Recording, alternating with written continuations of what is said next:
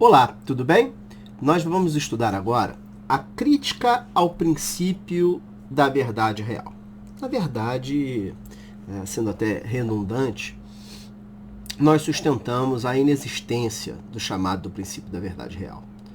Até porque não há uma linha sequer, seja no Código de Processo Penal, seja na Constituição, seja na Lei Extravagante Processual Penal e Penal, que diga que existe uma espécie de verdade a ser produzida pelo processo, especialmente pelo processo criminal.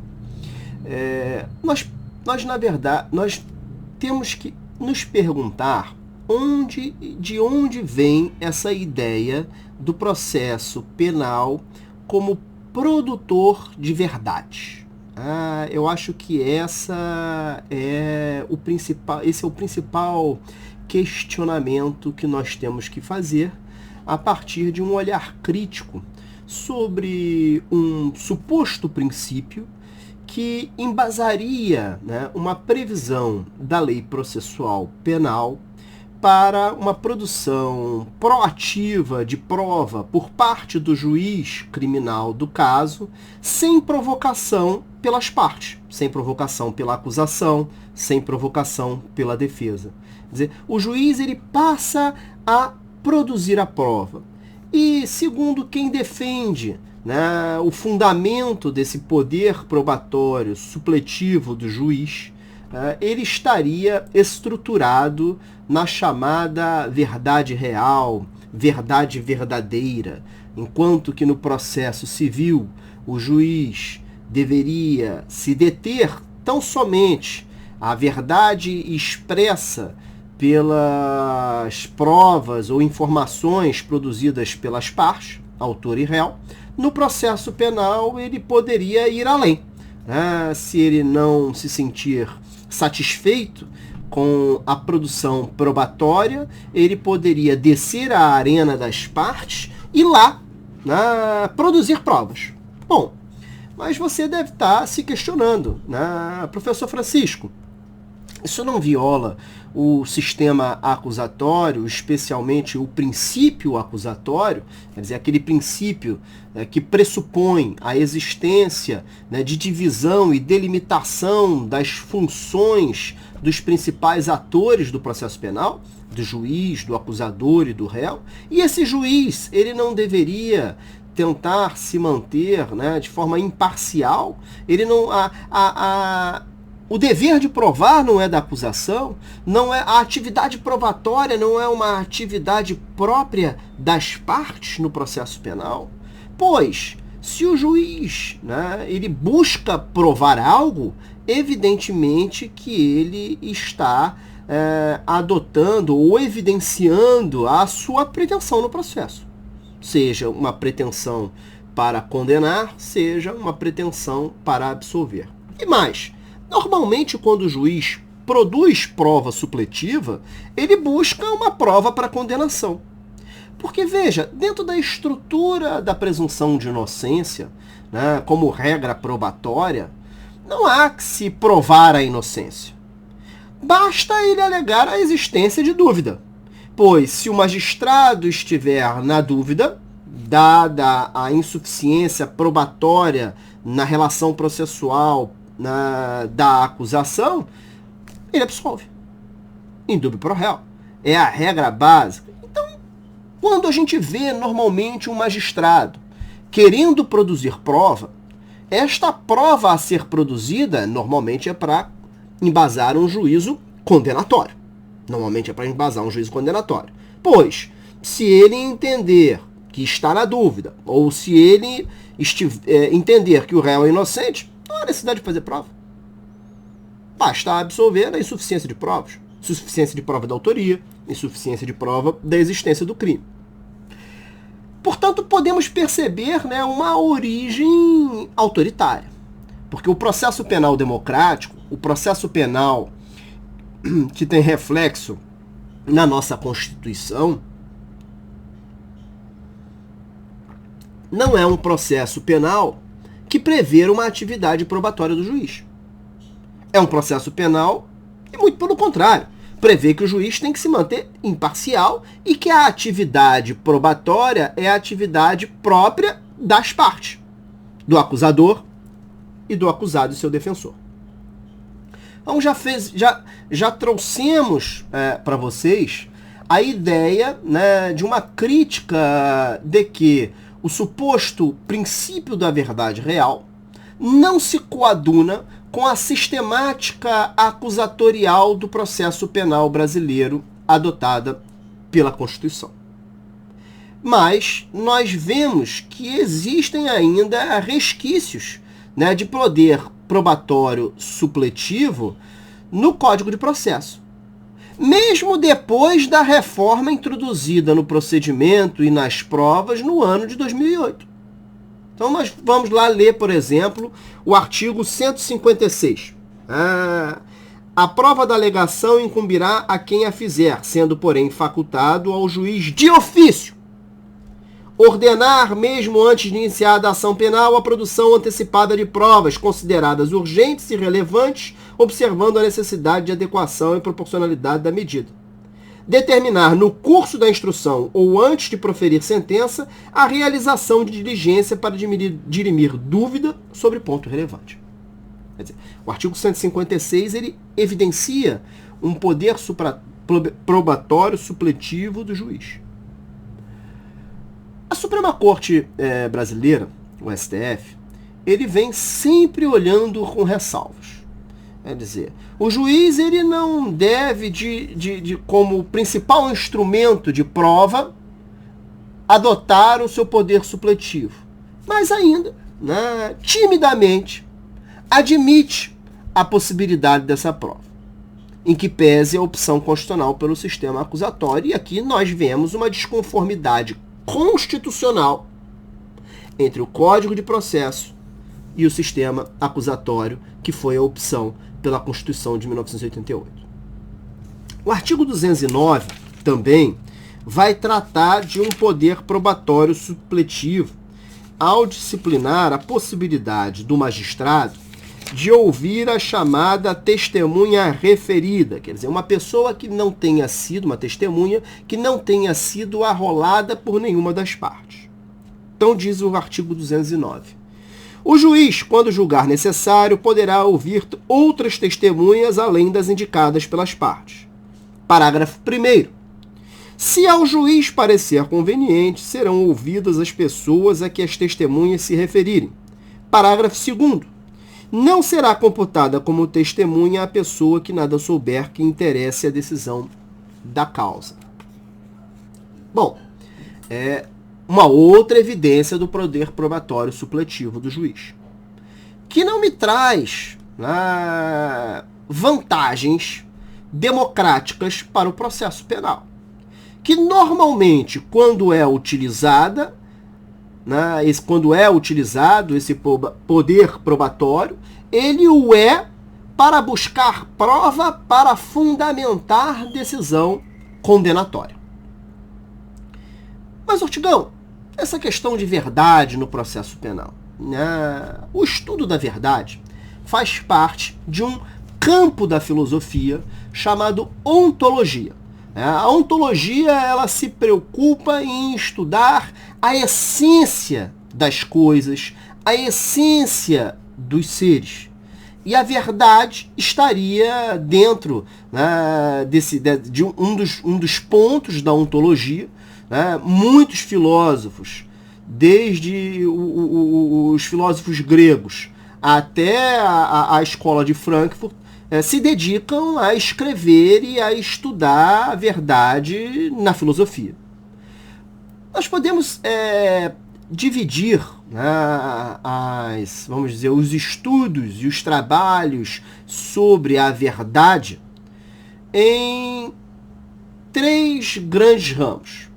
Uma vertente objetivista, com fundamento na filosofia aristotélica, de que a verdade está nas coisas. A verdade está nos objetos. E nós compreendemos e apreendemos essa verdade a partir de uma interferência que esse objeto gera em nós. Há uma outra posição subjetivista. A verdade está dentro de cada indivíduo. A verdade é uma representação do mundo exterior que nós temos no interior da nossa cabeça.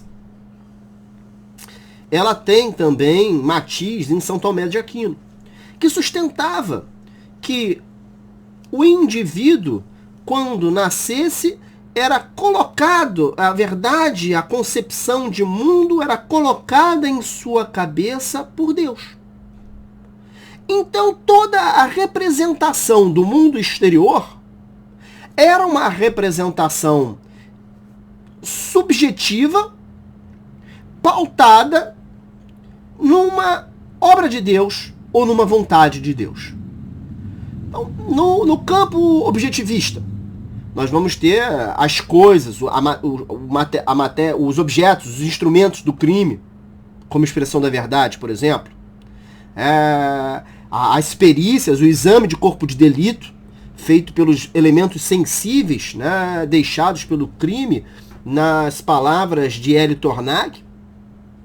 Mas temos uma terceira posição, uma terceira vertente do estudo da verdade, e são muitos trabalhos filosóficos, e não temos nenhuma pretensão de esgotarmos esses trabalhos aqui nesse curso de processo penal, mas é importante nós falarmos sobre eles para que vocês consigam, né, categorizar essas informações, esses saberes, para realmente poderem olhar de forma crítica para o poder probatório supletivo do juiz.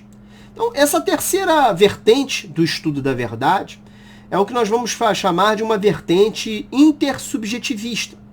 A verdade, ela é produzida a partir da relação entre duas ou mais pessoas. Nós vamos produzir a verdade através da linguagem, através da construção do mundo em comunicação com outros iguais. A verdade nesse campo, né, seguindo uma teoria habermasiana, né, Jürgen Habermas, ela estará na definição dos espaços de consenso. Quando nós consentimos sobre a existência deste copo de vidro com água dentro, nós estamos estabelecendo que o professor Francisco nos exibiu um copo.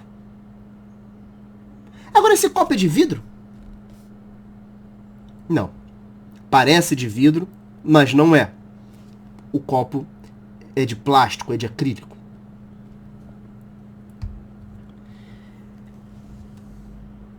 A verdade, na sua vertente intersubjetivista, ela pode ser identificada no processo como o estabelecimento dos consensos entre as partes por meio, ou pelo menos o consenso do juiz, por meio de um filtro que ele usa, que é o chamado contraditório. Contraditório pode ser compreendido como um filtro das informações produzidas pelas partes num processo dialético de construção e desconstrução destas informações, e ele vai tentar estabelecer o consenso da opinião, da convicção dele, por meio da fundamentação. Fundamentação essa que está limitada às informações produzidas pelas partes dentro da relação processual. Então, a suposta verdade processual, ela é uma verdade intersubjetivista. Porque ela é construída a partir da inter-relação entre os atores e definições desses espaços de consenso pelo magistrado com a sua devida fundamentação. Essa aula é muito importante para desconstruirmos uma das principais violações do sistema acusatório prevista no Código de Processo, que é o poder probatório supletivo do magistrado. O poder probatório supletivo do magistrado não encontra guarida na Constituição da República. Por mais que o Supremo ainda tente, né, validar de forma tímida, se nós observarmos a jurisprudência do Supremo de 30 anos atrás, nós vamos ver que realmente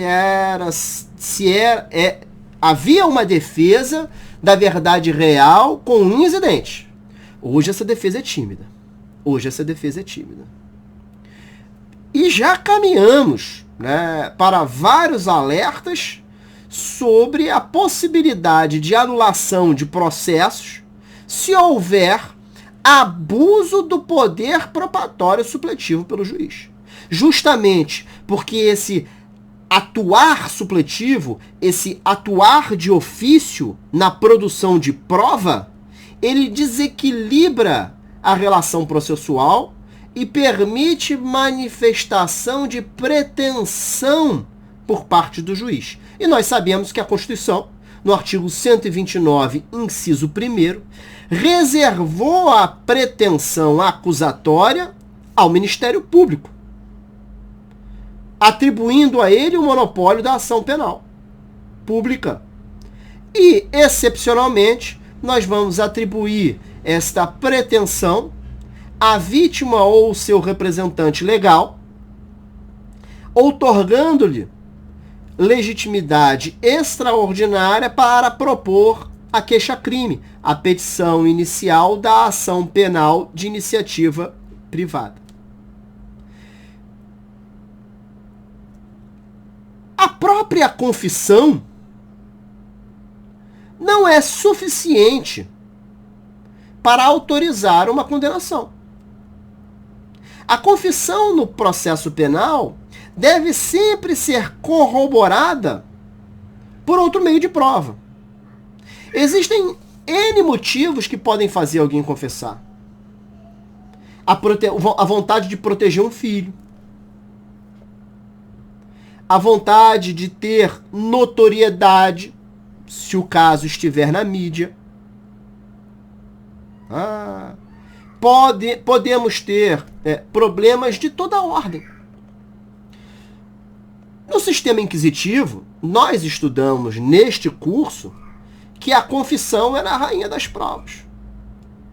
Que bastava a admissão da veracidade da acusação pelo réu, que o juiz inquisidor já estava tranquilo, já poderia autorizar a condenação.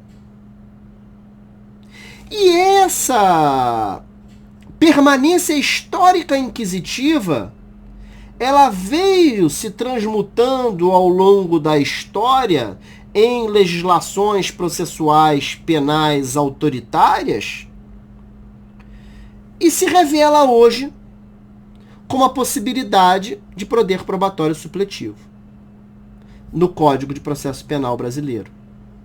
E deve ser afastada. Então, encerrando, né, esse pequeno estudo que nós estamos fazendo sobre a crítica ao princípio da verdade real, nós sustentamos que não há um princípio da verdade real, que o poder probatório supletivo, ainda que presente no Código de Processo Penal, ele não se coaduna, ele não se compatibiliza com a Constituição da República de 1988, e que o próprio Supremo, de forma tímida, ainda vem admitindo a existência do poder probatório supletivo no processo penal, mas que caminha, pelo menos nos últimos julgados, e aí vale, o estudo dos acórdãos da lavra do ministro Marco Aurélio, que ele caminha para uma acusatoriedade maior do nosso processo penal, reservando ao magistrado uma posição de imparcialidade. No mesmo sentido, nós podemos estudar, né, os votos da lavra do ministro Celso de Mello. Esse é o tópico de agora, crítica ao princípio da verdade real e crítica ao poder probatório supletivo do magistrado. E nós nos vemos no próximo vídeo.